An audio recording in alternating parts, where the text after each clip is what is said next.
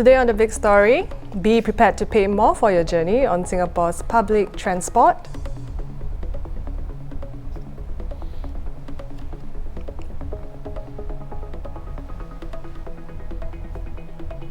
Dr. Mahathir's plans to empower the Malay majority.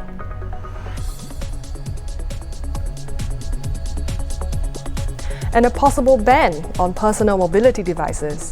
Our journalists share why they are for or against the ban. Good evening and welcome to The Big Story. I'm Melissa, coming to you live from the Straits Times newsroom. Now, be prepared to pay more for your journey when you take the bus or train from December 28th. The fare increase differs across different commuter groups, with fare increases ranging from 4 cents to 9 cents per journey. Polytechnic and other diploma students, however, will save up to $1.54 per journey. For adults using a monthly travel pass, be prepared to pay up to $8 more. The pre-peak discount of up to 50 cents for card fares will remain so long as the commuter taps in at any rail station before 7:45 in the morning on weekdays. To talk more about the public transport fare review, I have senior transport correspondent Chris Tan with me. Hi, Chris. Hi. So first and foremost, how did the Public Transport Council decide on the fare increase? It's very formula driven as always. So the formula takes into account things like inflation, wage changes, energy cost, stuff like that, and it's all weighted and you arrive at a number. And these figures are taken from 2018 and they are for fare revisions that will take effect December 28th. So from the numbers, we arrived at, or the Public Transport Council arrived at 7%. And it was largely driven by a huge spike in energy cost. I see. As you know, for the past few years, Singaporeans and members of the public, they've been complaining about the services with multiple and frequent train delays and breakdowns. And now there is this fare increase. How do you think they will take to this? I think the services have been quite bad in a large part of the last decade. But in the last 2 years, things have improved a lot. I think if you look at the MKBF, which is the mean kilometre between disruptions, we are up to 1 million or more, which is equivalent to what, or even exceeding the best among us, like Hong Kong and Taipei, right? But of course, MKBF is just one measure of service. You could have a very high MKBF and yet you still have very crowded trains during peak or slow train speeds, which is also irritating, right? So I think we need to go beyond that, right? So service has improved, and with the improvement, I guess people will say that 7% is not a lot, and 9 cents per trip is not a lot to the average family or to the average commuter. But on the other hand, it affects the lower income groups. For that, I think the PCC has always been quite mindful and they're good at it. And they set aside a fund to give out vouchers, right? $30 vouchers. I think this year they're going to give out $50 vouchers to these families. And that would defray some of the cost increases that these families may feel, will weigh on them more heavily than others. So even after the fare increase, Singapore will still rank second in terms of having affordable public transport. We have a graph here, you can take a look. So what are the markers used to decide whether public transport is affordable or not? I think the ranking against the other cities is just as kind of to kind of check on us to see how where we stand among the major cities in the world in terms of affordability. But the real affordability marker is actually to see how much the low income groups or low income households spend on public transport, and that has been coming down over the years. So that kind of reassures the council that actually, in reality, families are not spending more than they should on public transport, or rather, transport costs actually takes up a very small percentage of their household expenditure. That's the marker they use. I understand. So having said all that, what is your personal opinion on the fare review?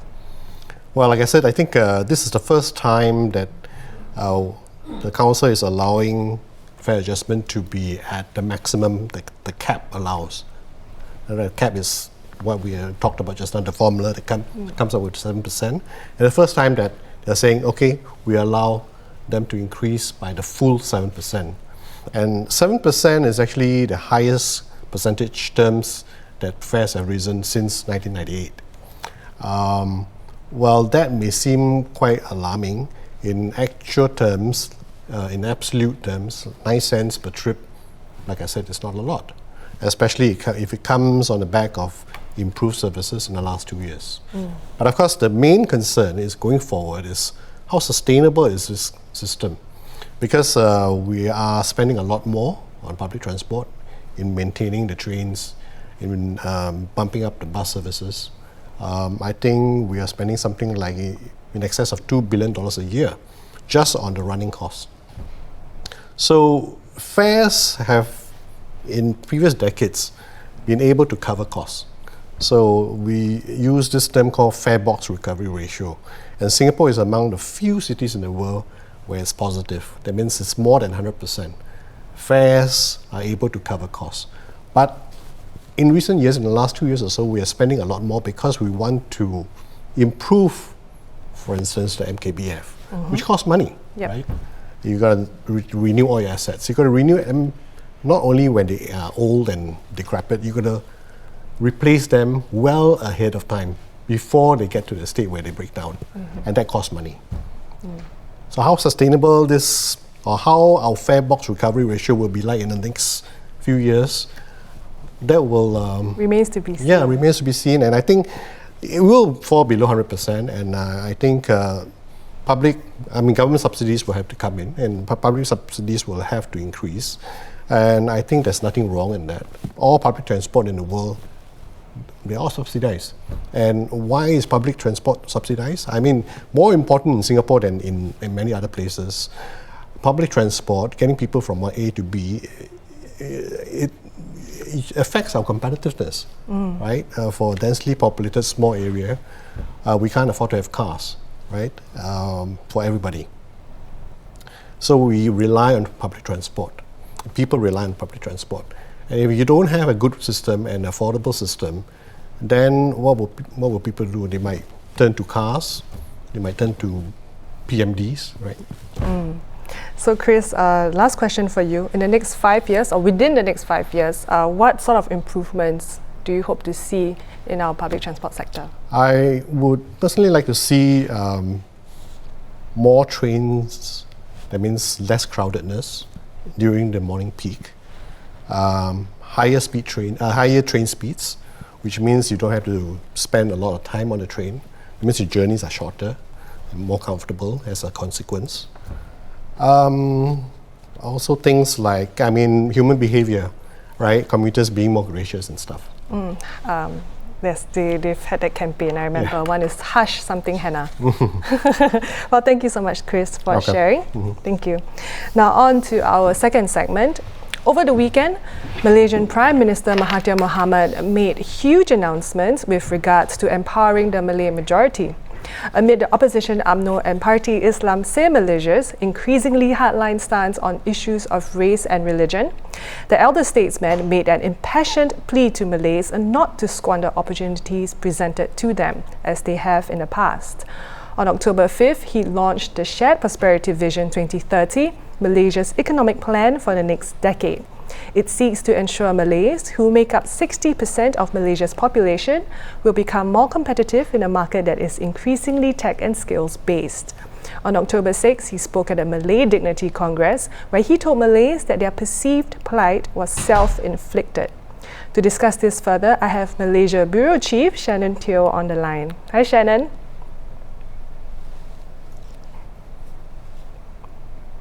Hi. Okay, we have some audio issues, but I think maybe Shannon can hear me just fine, right, Shannon? Okay, but we can't hear you. All right. So Shannon, what are the key takeaways of Dr. Mahathir's messages? Well, a lot has been said since Pakatan took over government last year about so-called the plight of Malays, how they are economically and politically being left behind. Now, UMNO and PAS on the opposition front, they've gone about attacking this issue by saying that Malay rights and privileges have been eroded since Pakatan took over. Mahathir's stance is vastly different. He's saying that none of these rights have been eroded, none of these privileges have been taken away. Malays themselves have not taken advantage of these opportunities for the past half a century since this affirmative action was put in place. He's saying that when they get licenses, when they get permits, when they get scholarships, they squander it. Many times they sell it off to other businessmen. And then now they sit around and wonder why we're not as rich as others. And they blame others for what Mahathir says is their own mistakes. Yeah. I see. Now, at the Malay Dignity Congress, Mahathir appeared on stage with UMNO and PAS, the PAS leaders, and he later allowed pictures of him to be taken holding up hands with them, with the PAS President Hadi Awang and UMNO Secretary General Anwar Musa. Now, will this divide the Pakatan Harapan coalition, given that there are secular parties who shun race-based politics and are especially critical of the right-wing stance taken by the two opposition Malay giants? Yeah, I think even before the events of the weekend, there were Pakatan leaders who expressed reservations about Mahathir attending the Congress. And I think this has continued this week, not so much because of his message, but because of the message that's being sent across and the appearance that Mahathir is endorsing this message. Now, what I've gathered from speaking to people in Pakatan is that, in fact, Mahathir didn't have a different message at the Malay Dignity Congress as with the Pakatan Leadership Retreat, which was being held over the same weekend. He had the same message. He went into the Pakatan Leadership Retreat and said the same things. Malays need to take advantage of the opportunities, start grasping these opportunities with both hands. So what you can take out of it is that Mahathir is not playing to the gallery. He's not saying one thing in public and a different thing to his allies. He's saying the same thing to his allies. This is his policies. It's not about trying to split the coalition, trying to have different alliances. But this, he seems that he truly believes this is the way forward. So he has been very consistent, has he? Hasn't he? Yeah, but it's just a question of whether Pakatan leaders are on message with him or they disagree with him. And if they disagree with him, well, you're going to see tensions rise. Thank you, Shannon. Now, for the last question, how would this impact the Pakatan Harapan transition plan, where Datuk Seri Anwar Ibrahim is supposed to take over from Mahathir as early as next year? Now, you mentioned how Mahathir was holding hands with Hadi and Anwar Musa. Now, they represent UMNO and PAS. Both parties have said that they want to support Mahathir to the end of the term. Now, this is a very strange assertion. In most countries, you won't get opposition parties saying they want to support the Prime Minister to stay until the end of the term. But what they mean is they want him to stay instead of handing over to Anwar. Now, he's supposed to hand over power to Anwar anytime from next year onwards. Mahathir has only said he will get the job done of fixing the economy, fixing the country, and step down. And he says before the next general election. Anwar keeps saying 2 years, which is May 2020. This differing stance, this optics of the Congress, where Mahathir was holding hands with UMNO and PAS leaders, it's going to play into that. And there seems to be, at least in the implied message, that look, I'm going to tell you when I'm going to step down. That's what Mahathir is saying. Even if you don't like it, I have the support of all these guys in the opposition who say, well, you should stay on. So I think he's going to stay on for as long as he likes. Well, time will tell, right, Shannon? Thank you so much. Once again, that was Shannon, our Malaysia Bureau Chief. Now, for our last segment, Senior Minister of State for Transport, Janil Puthucheary, said in Parliament that if personal mobility device users do not improve their behaviour, the government may have no choice but to ban PMDs. This comes amid the rising number of accidents and fires linked to the devices.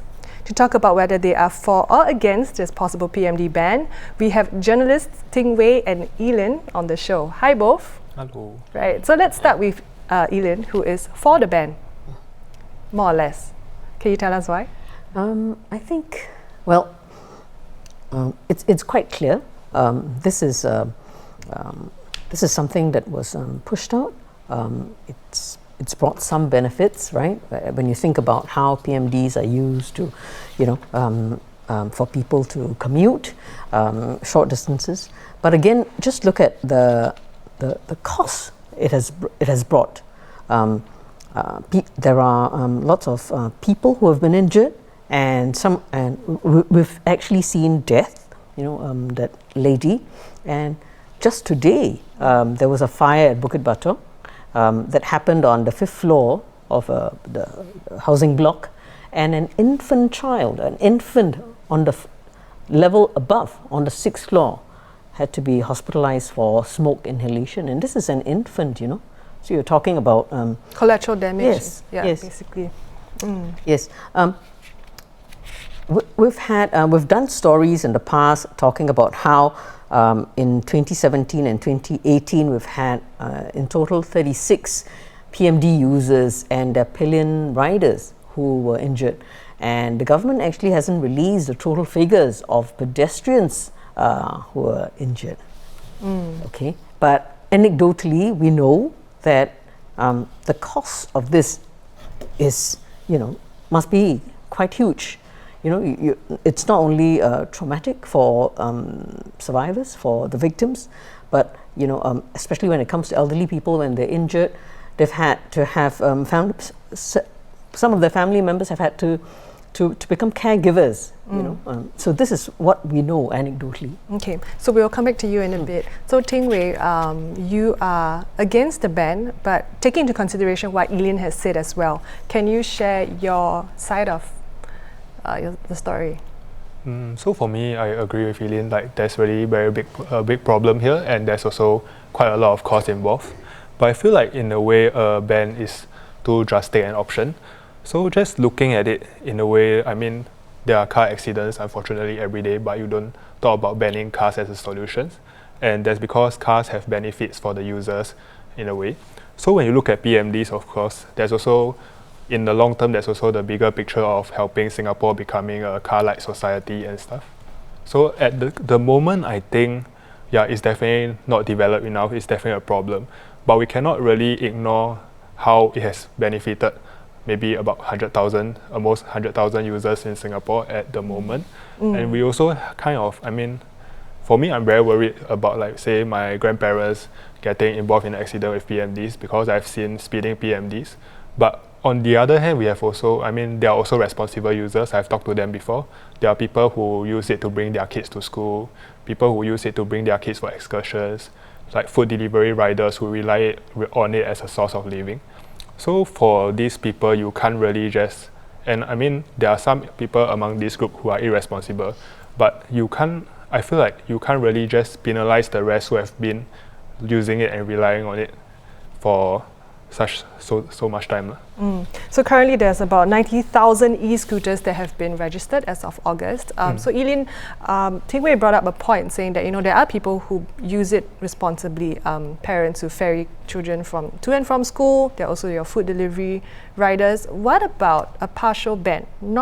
If it's not a total ban, what is the partial ban?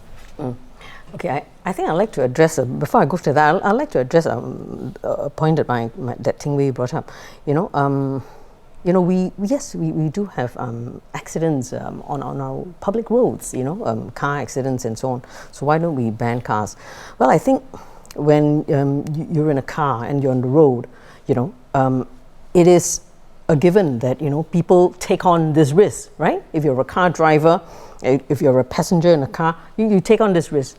But the thing is, these PMDs have been introduced onto footpaths, and frankly, no one asked pedestrians whether they actually want to be in this, unwritten contract. That hey, if I walk on the road, I have to accept that I can be, injured. Injured. No one ever asked them. And they've suddenly been made to share these footpaths. And they are also remember that unprotected, because it's just pure flesh against a speeding kind of bullet. So Eileen is coming from the point of you're basically arguing for the protection for pedestrians. Yes. In Ting Wei, right? I understand my Ting Wei's point, about all the benefits, but I think the problem is the infrastructure isn't there, and do we still want another accident? Do we still want another death, to pedestrians? Ting Wei, so maybe we'll wrap up this debate or discussion in a bit. So Ting Wei, Eileen mentioned infrastructure. So do you agree that if infrastructure is improved quickly, then we can dismiss the possibility of a PMD ban? Yeah, I guess infrastructure is really a problem because if you look at European countries, I think some European countries, like I think Sweden comes to mind, they have e-scooters in the countries, and they coexist quite well within the transport ecosystem because there's a lot of cycling lanes there. But in Singapore, we don't have such a luxury. So yeah, I agree because basically no one wants another death. For the lady who died, it was really quite tragic. I mean, it's just very tragic. So in a way, I guess, but infrastructure improvement will take time. But at the same time, because if we are talking about PMDs, it should be I feel like it's more of a user problem rather than a device problem, because it's how the users use it. And when you put it into their hands, if a user is someone, even if you let him ride a bike, if it's someone who likes to speed, who likes to create trouble, ride on the roads and stuff, he can still find some ways to create trouble with it. So at the end of the day, I feel like other than infrastructure improvement, what needs to be done in the short term to try to at least address this issue is much stronger enforcement. I think LTA has 200 enforcement, will be having 200 enforcement officers by the end of this year. But even if 200, you look at the numbers, 90,000, 200 to 90,000, it doesn't seem like it's a number big enough to kind of curb this errant behavior. And we maybe need to look at some form of compulsory license, like when you ride motorbikes and stuff, you need a license. So basically you need to make it harder for people to be able to use PMD. So in a way, they kind of, they are more responsible, they are more prepared, and they are more trained to handle the PMDs. So at least that will help to address the user problem. Okay. Thank you, Ting Wei. So any last words you would like to say before we wrap it up? Yeah, I think we should ban it. Nice and sweet. Thank you both for coming on to share your opinions. Thank you so much. So once again, that was Ting Wei and Eileen. Of course, this ban is currently a consideration. So to keep updated on this matter, please check out the Straits Times website. Those were our top stories for today. For more news and videos, do head on to straitstimes.com. Once again, I'm Melissa, and thank you for tuning in. Tune in tomorrow, same time, for more stories on The Big Story.